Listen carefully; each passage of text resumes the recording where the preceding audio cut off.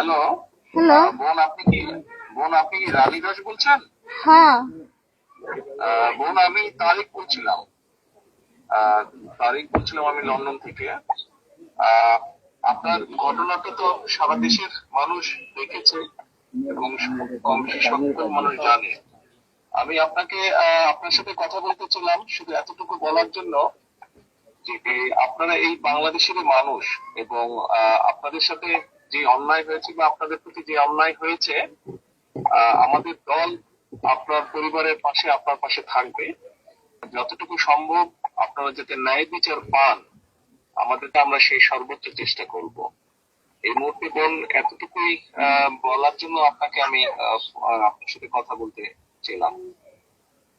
আপনাদের যদি আর কোন রকমের সহযোগিতা প্রয়োজন হয়, আমাদের এখানে যে আমান গিয়েছে, আমাদের ছাত্র দলের সাংগঠনিক সম্পাদক, ও আপনারই এলাকার সন্তান। আপনি যদি ওকে বলেন আপনাদের কোনো কি কি সহযোগিতা প্রয়োজন, আমরা চেষ্টা করব যতটুকু পারি আমাদের অবস্থান থেকে আপনার পাশে দাঁড়ানোর জন্য। আপনি আপনি আপনি ভয় পাবেন না, দেশের মানুষ আপনার পাশে আছে, বিএনপি আপনার পাশে আছে, ভয় পাবেন না আপনি।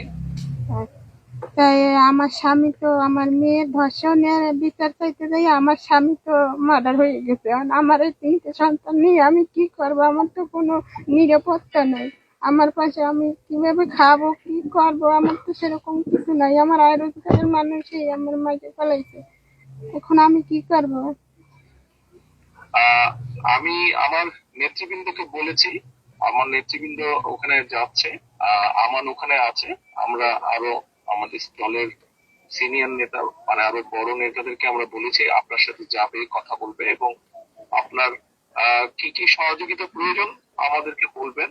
কতটুকু পারবো জানি না, তবে আমরা অবশ্যই চেষ্টা করবো আপনার পাশে দাঁড়াতে এবং আপনি যাতে আপনার প্রতি যাতে আইনের শাসন আপনি পান, যাতে আপনি ন্যায় বিচার পান, সেজন্য আমাদের দলের যারা উকিল আছেন, লয়ার আছেন, যারা তাদেরকে আমরা সেইভাবেই নির্দেশনা দেব যাতে আইনগতভাবে আপনাকে সহযোগিতা করে।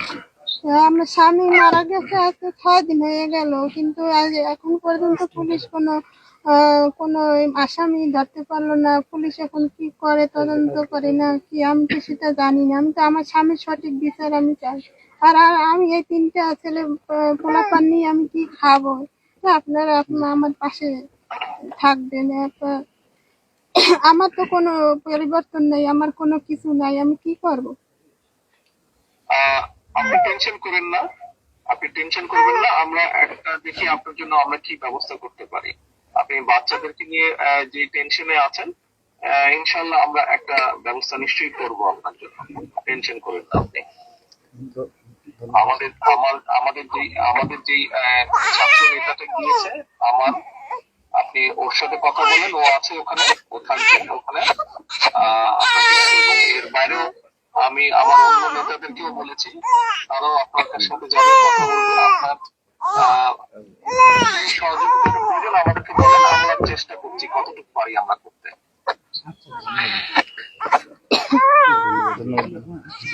স্যার উনি আমরা এখানে আছি স্যার। আর জি স্যার, জি আপনাকে সবাই ধন্যবাদ জানিয়েছেন। ধন্যবাদ মানব আসামিদের ব্যাপারে, যারা কেসের ব্যাপারে আমি আমাদের আইনজীবী ফোরামের কেন্দ্রীয় আইনজীবী ফোরামকে আমি নির্দেশনা দিচ্ছি, তারা ওখানে ব্যবস্থা নেবে। হ্যাঁ, ওনাকে বলো টেনশন না করতে, এই ব্যাপারে টেনশন না করতে। আর উনি যে ওনার বাচ্চাদের কথা বলেছে কিভাবে চলবে, তুমি ওনার সাথে কথা বললো। আমি মনীষাকে এবং আমাদের ওখানে বরিশালে আছে, ওনাকেও বলেছি গিয়ে দেখা করতে। আমরা তারপরে আলোচনা করে বসে ওনাকে আমরা কোনো একটা ব্যবস্থা করবো যাতে ওনার কষ্ট হয়ে উঠতে না হয়। ঠিক আছে, ওটা ওনাকে বলো, শুনে আমাকে পরে আবার জানাও। জি জি ধন্যবাদ স্যার আপনাকে। জি, আসসালামু আলাইকুম। ওনাকে বলো ওনার পাশে দল আছে, আপনার পাশে দল আছে, ওনার পাশে আছে। আমাদের ভারপ্রাপ্ত মহোদয় আপনাকে নিশ্চয়তা দিয়েছেন, আপনার সর্বপ্রকার সহযোগিতায় বিএনপি আপনার পাশে থাকবে। জি স্যার, ধন্যবাদ স্যার। আসসালামু আলাইকুম।